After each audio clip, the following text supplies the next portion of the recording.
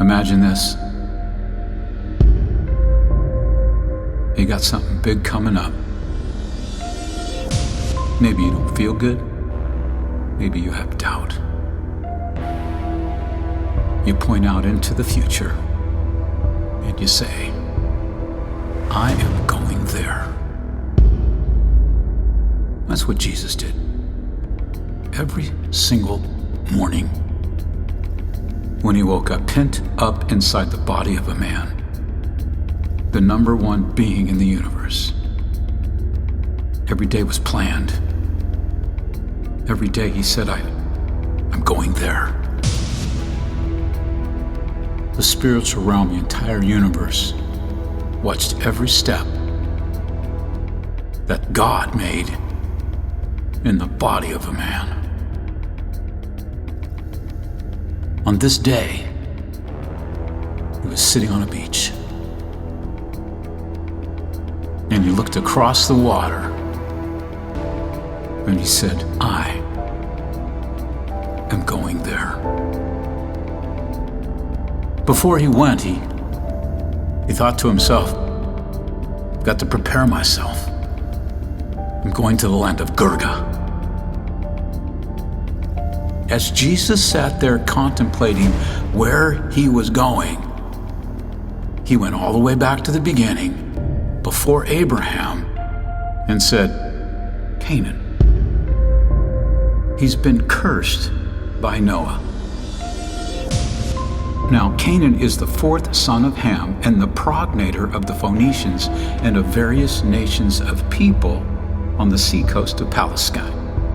So if you go to Matthew 8 and you find out where Jesus is going, he's going right across the river, right across the lake, to a place called Palestine. And today, Palestine is still Palestine. It is the enemy of Israel. So when you figure this guy is going to go to Girgashaite, that's the land of the Girgashites. And in Deuteronomy 7:1, there's some instructions on what to do with the Girgashites. And in Genesis 15:21, the Jehovah gave the land to Abram, and he said, these people are tore up. They were the Hittites, the Amorites, the Girgashites, the Canaanites, the Perizzites, the Hivites, and the Jebusites. Now these were tribes of Elohim, which is just like the Jehovah Lord to say, hey, we don't like these guys. So at any rate, as we're studying where Jesus is going, he's going to the land of Girgashaite, where the Girgashites are, which are part of the 7 tribes that were kind of run off about the time of Abram. Why? Well, because as you know, the Jewish nation, which was really the land of the Hebrew nation before it was divided into 2, which one went the way of Israel and the Torah through Moses, and the other went the way of the Jews, which was the way of the house of David down through Abram. So now, here's Jesus looking across and saying, well, this is a bad place I'm going. But before he went, he says, I need to prepare myself a little further. Because during the time of Abram and the 3rd generations of his son called Jacob, his grandson, Jacob had a son called Levi and a son called Judah. And Levi, well, he went out. That's where Moses came from. And then, of course, Judah is where the Jews came from. But they end up over in Egypt as slaves for 100 years. So about the time that they come out of this slavery, Jehovah says to Moses, now, we come all the way up part of the waters, we're almost there, and I'm getting close to the promised land. So they come up on the hill there, and there's the land of Girgha. That's where the Girgashites are. Jehovah says, I can't stand these people here. That's the Hittites, the Girgashites, the Amorites, Canaanites, Perizzites, Hivites, and the Jebusites. They ain't part of the plan where Abram and his blood go down to David and all the way to Jesus. He said, kill them all. Destroy their altars, break down their images, cut down their groves, burn their graven images, and with fire do it. Kill them all, everything. Take their bongs, take their porn, take their bars, just get rid of them. And poor old Moses, probably the best dude in the whole Bible. He's the only guy who didn't have a bunch of wives that didn't run around acting stupid all the time. An incredible guy. What do you think Moses said? Man, I'm tired of killing people. Well, you stay here. I'll appoint Joshua. So guess what Joshua does? First thing he does, go down and whack all the Girgashites. So now, they burn everything, man. They even killed the dogs. But a couple of people crawled out and made it up into the hills. So flash forward a couple thousand years, those people crawled right back down. They rebuilt the city, which is Palestine, which is, well, it's not the best friend of Israel this very day. And they rebuilt everything. And this is where Jesus is sitting on the beach that very morning. So when he looks across that beach and says, I am going there, you ever said that? I'm going to go do this. Well, you can't do that. People generally just root against you, It's kind of natural. I mean, you don't want anybody to have more money than you, a prettier wife, a better family, a better house, You kind of root against people. It's natural, so what? But the bottom line is that, could you imagine old Satan? Now, this is one of the big boys in the spiritual realm. He's a big guy in the book. In fact, Jesus says, I'm out to destroy the works of the devil.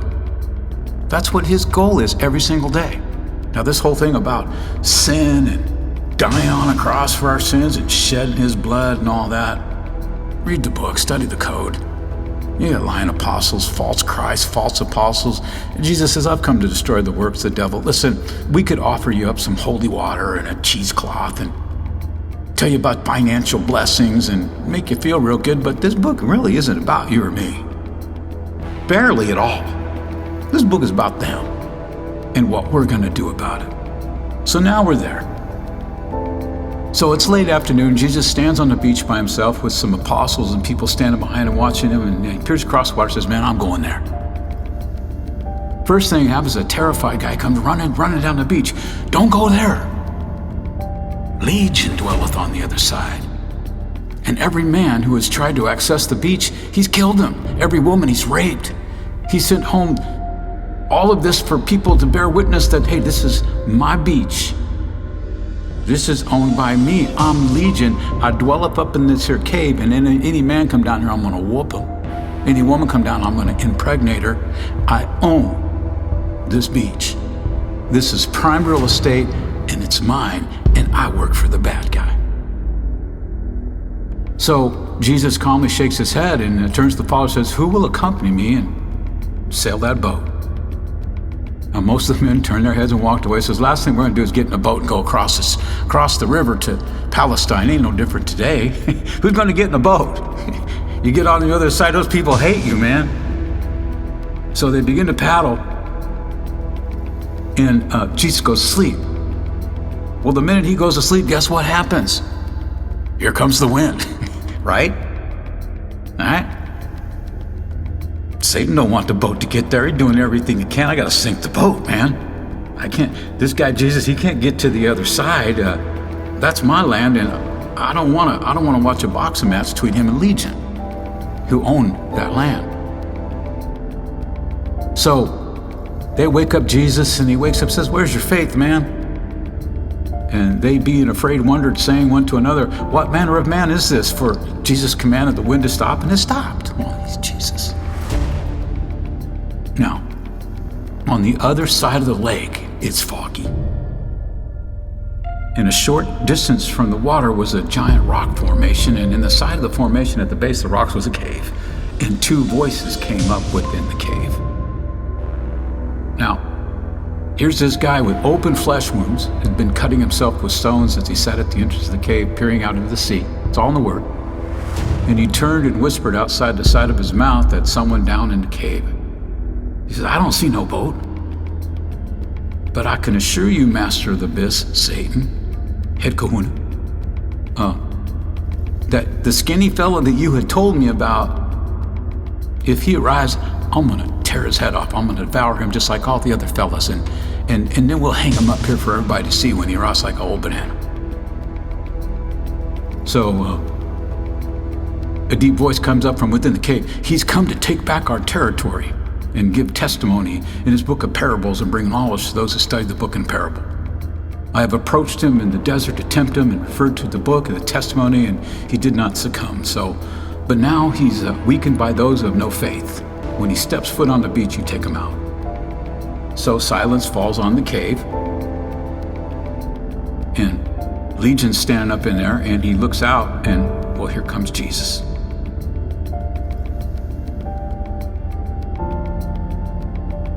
And there's 3 different accountings of what's going on here in 3 different Gospels.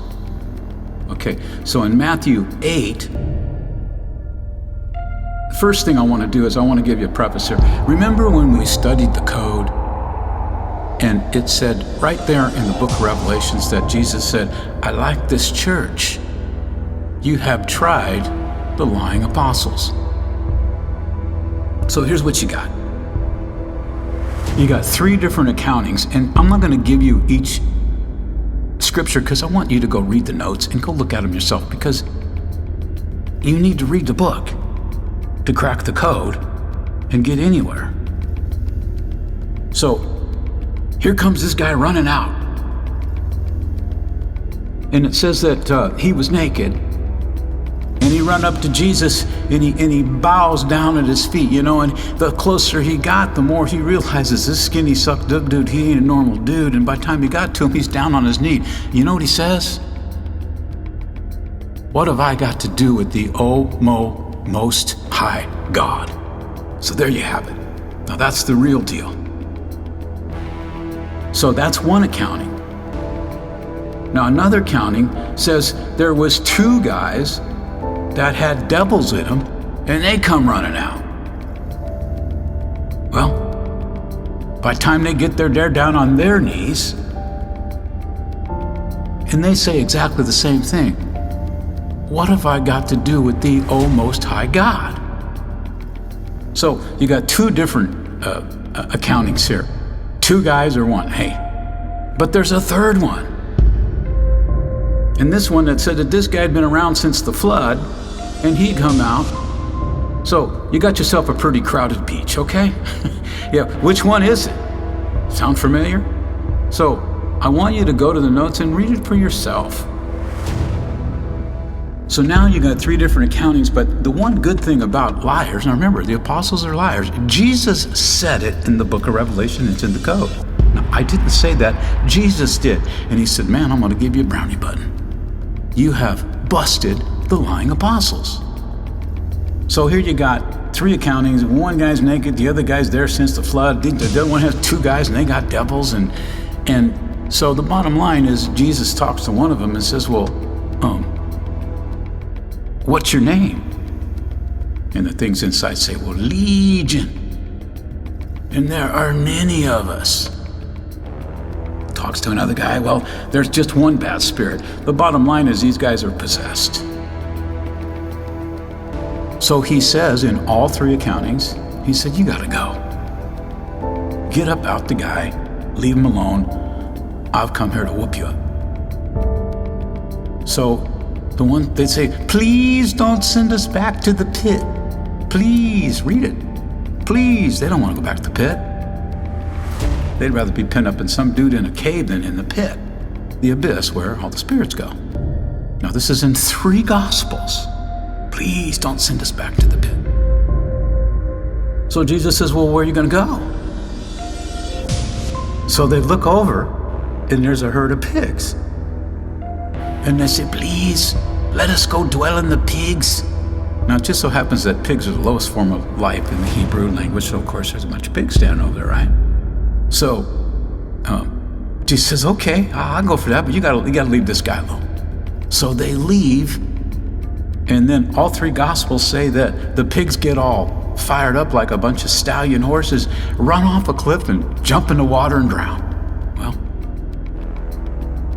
there go Legion and all the demons.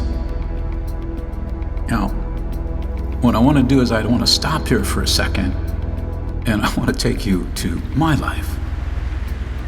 And probably one of the most powerful days of my entire life that actually made me leave my house in Sacramento, where I had a radio show and a prison ministry, and it was just rolling, man, rolling. And when I read this story that very day, I went to church that night. So I get to church, and this place was crazy, man. I mean, it was revival time, speaking in tongues, and people were healing, and it was crazy. It was very difficult for me, and I remember one night there was like 300 people. This place was going crazy, and the pastor decides, well, he's gonna run out in the parking lot and do a lap around the grounds, and the whole church is following him around like the Pied Piper, right?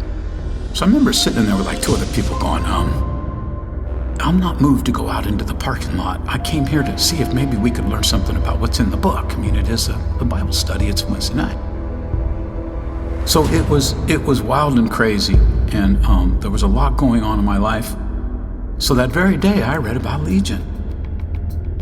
And this was a week or so before, where he was out here praying around the parking lot, and things weren't going that good. So I get to church. I'm kind of late, and they're praying for everybody, And this one fella up in the front, he looks at me, he screams at the top of his lungs, and he starts rotating in a 360 on the ground, yelling and screaming. I said, well, I didn't feel anything, but this guy didn't like me. And the Spirit said, well, it's not him, it's what in him. And I said, well, how's this happening? It says, well, this is a stronghold of Satan right here, right now. All this gibberish and craziness going on here, and nothing about the real deal here. This is Satan sitting on his throne mocking Jesus and God in sky heaven. So I said, well, what am I supposed to do? He said, well, what'd you learn today? So I went up and I said, you have to leave. And the guy stopped rotating around in circles. This is in front of my wife, my kid, my mother-in-law, and 300 people. So he jumps up and he starts hugging on me, and for weeks afterward, he's following me around saying, you healed me. I said, man, I didn't feel anything, but I'm glad you're feeling good. So from there, and this is a crazy church, people speaking in tongues and all this craziness going on, people falling over on the ground and stuff. And so I took my wife, and at church, they got these little doors over on the side, and they go around the back, and that's where the choir goes back there, and they got a little dunk tank up at the top, and they call it the prayer room at this particular church. So I opened the door, don't even know why I was there, and I looked over in the far right corner, and there's Matt, a 16-year-old kid, just a great kid. He loved me, I loved him. He was part of the young adults, and I was there every week. And he's over here trying to teach some 14-year-old how to speak in tongues. Oh, Matt, I love you, man, but teaching somebody how to speak in tongues and all that is it's not in what I'm all about, because it's kind of hard for me to believe all that weird stuff, because I believe that the apostle's a liar. I believe the apostle Paul is the false apostle, and all he ever talks about is getting people into a temple and getting them speaking in tongue and buying holy water and spiritual gifts and all this stuff. So at any rate, I'm sticking with the parables and what I think is the truth. So I look over, and this lady is sitting there, and the pastor's wife is praying for her, and she looks at me and goes, it was. You ever seen The Exorcist and Linda Blair? I mean, this lady looked like Linda Blair, if you're old enough to remember The Exorcist. And I said, oh, there's another one. The Spirit said, what are you gonna do? I'll go over and do the same thing. Went over, stood there and said, you gotta leave. And she calmed down right away, jumps up, starts hugging on me, followed me around for weeks. Now look, I'm not asking you to buy holy water from me. I don't want your money. I think the point is that the very day that I read about Jesus and Girgashaite and that craziness, with these demon-possessed people. It happened to me. It is the craziest thing that's ever happened to me in my life. And I've looked on the web for any proof of anything. I've never seen anything like it. Now there's all these, there's these different churches and they got these guys that'll do this and that, but there's nothing on film anywhere. I've never seen anything like it. It was the most powerful day of my life. So throw that in there. Mix that in with what's happening with Jesus. I'm going there. He gets there. Multiple accountings, but they all say, what do we got to do with the Most High God? The demons leave. They run off. They get in the pigs run off, and they jump into water. So after all of that, here's the dude that's been possessed for years by these demons standing there. Hey man, stand here, stay here. I gotta run into town and go tell everybody what happened. Jesus says, you don't want to do that. Don't do that. Let's just, why don't we have a couple of ding-dongs and Twinkies and a cup of coffee and celebrate? Well, no. What's he do? He runs into town. So he gets into town and he tells everybody, hey, you won't believe this. This guy came over from Israel, this guy Jesus, and he got here on the boat, and look, I'm free. So what do? They all run out to see Jesus. You know what they said? Get in the boat. Paddle your butt back over to the other side, because the last thing we want is from somebody from that nation coming over here into our land.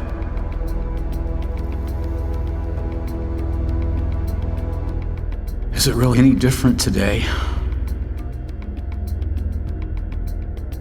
The beautiful, incredible, great thing that he did, and the last thing anybody wanted because of their race or because of their religion was some skinny, sucked up guy from Israel stepping foot onto their land. So I'm going there. Come with me. Understand that the Word and every lesson that you can learn is all about the love of what he did that day. Holy, holy, holy is the name of El. Holy and precious is his name. Heaven and earth are filled with his glory today. Hosanna, Hosanna,